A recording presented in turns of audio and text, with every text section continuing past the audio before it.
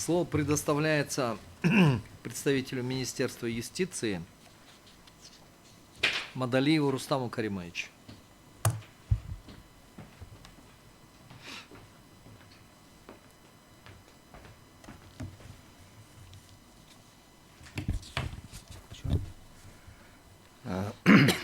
Здравствуйте еще раз.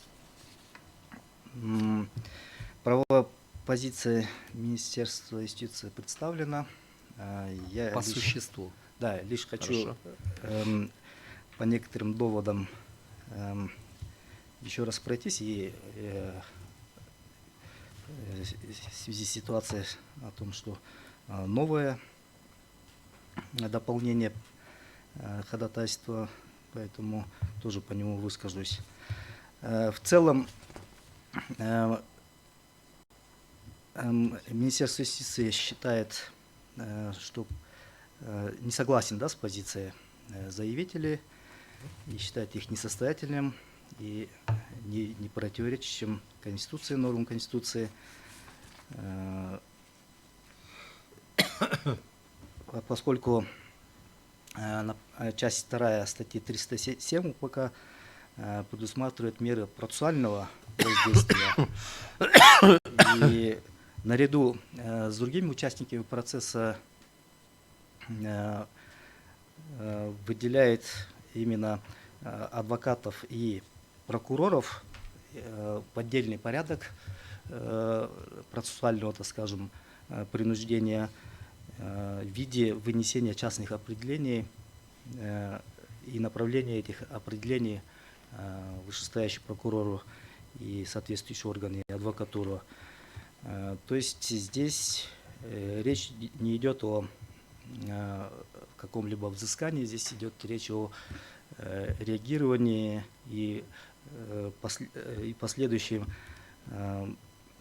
принятии решения соответствующими органами вышестоящими. Касательно этого получается, что все участники по Конституции, да, статья 24, часть 2, в Кыргызской республике все равны перед законом и судом. Соответственно, УПК в данном случае четко обозначил это равноправие, но при этом усилил позиции и государственного обвинителя, и адвоката тем, что ввел особый порядок реагирования на процессуальные нарушения с их стороны путем вынесения частных определений и направления вышестоящие органы для принятия соответствующих мер. Я думаю, это как раз-таки ставит равноправное положение участников процесса. Тем более УПК, непосредственно пункт 20 статьи 5, предусматривает, что частное определение – это решение, выносимое следственным судьей, судом, судьями, которые обращаются внимание, да, руководителей госорганов, а также организаций независимых форм собственности и других на установленные по делу факты нарушения закона, требующие принятия мер. То есть, по сути, частное определение не является сами по себе взысканиями, то есть это мера по реагированию и мера по, так сказать, обращению внимания на данные нарушения со стороны вышестоящих и соответствующих органов.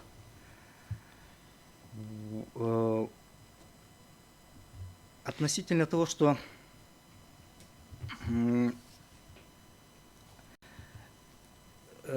адвокатские, да, то есть этика, то есть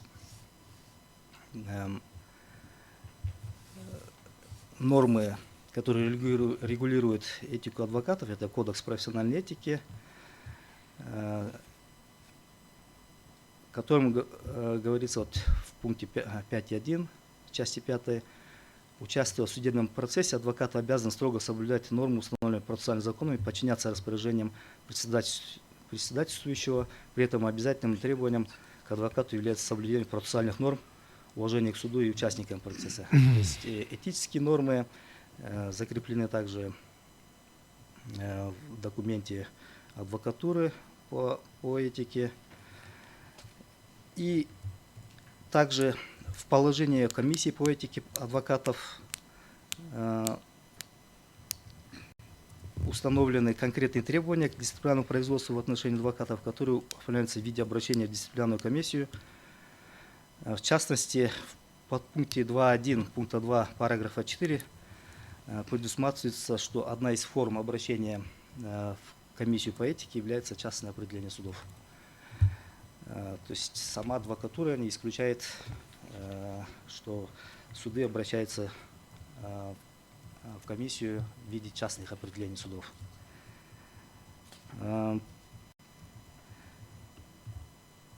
Еще бы хотел бы отметить и практику, международную практику и зарубежных стран. Вообще институт частных определений, он вообще присущ, скажем так, правовым системам бывшего Советского Союза. И такой же институт, например, в Российской Федерации, в Казахстане присутствует, в наших соседних странах.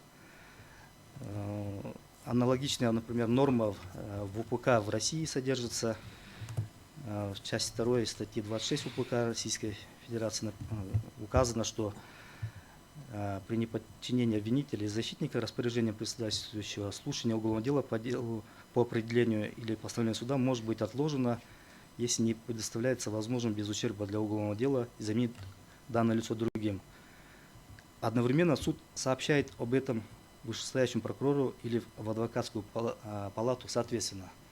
То есть в Российской Федерации тоже законодатель определил метод реагирования путем сообщения. Ну, здесь, как говорится, дело вкуса. Законодатель, например, в Казахстане тоже наличествует норму о частных определениях, но конкретно в подобной статье не предусматривается вынесение частных определений, но это предполагает, что любое нарушение может быть тоже предметом частного определения, и суд имеет право выносить.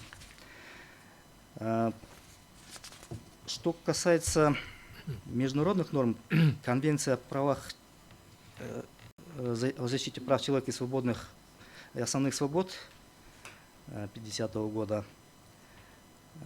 предусматривает, вот статья 10, да, осуществление свобод, налагающих обязанности и ответственность, может быть сопряжено с определенными формальностями, условиями, ограничениями и санкциями, которые предусмотрены законом, необходимы в демократическом обществе в интересах национальной безопасности, территориальной целостности, общественного порядка в целях предотвращения беспорядков или преступлений, в том числе и обеспечения авторитета и беспристрастности правосудия. То есть таким образом конвенция позволяет государствам ограничивать свободу слова, выражения своего мнения в целях поддержания порядка, законности и дисциплины в определенных рамках.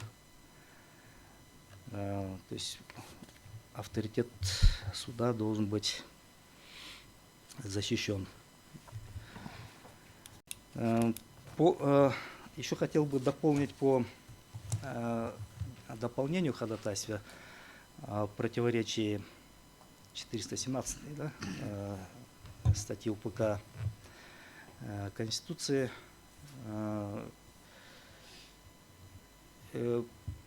Имеется статья 401, часть 2, в которой предусматривается, что и другие решения, судебные решения могут быть обжалованы вместе с приговором в апелляционном порядке. Соответственно, в данном случае получается, адвокаты не лишаются, да, права на обжалование То есть они вместе с приговором могут это обжаловать в апелляционном порядке. И соответственно, нету противоречия конституционной норме о защите, о гарантиях судебной защиты. Более того, я считаю, что законодатель в данном случае, воля его была в том, чтобы не затягивать процесс в целом, и уголовно тоже, обжалованием таких, скажем так, судебных решений, как частное определение, поскольку отдельное обжалование привело бы к приостановке дела, а обжалование вместе с приговором как раз-таки позволяет более оперативно и, так сказать, более быстро рассматривать такие дела. Если есть вопросы, готов ответить.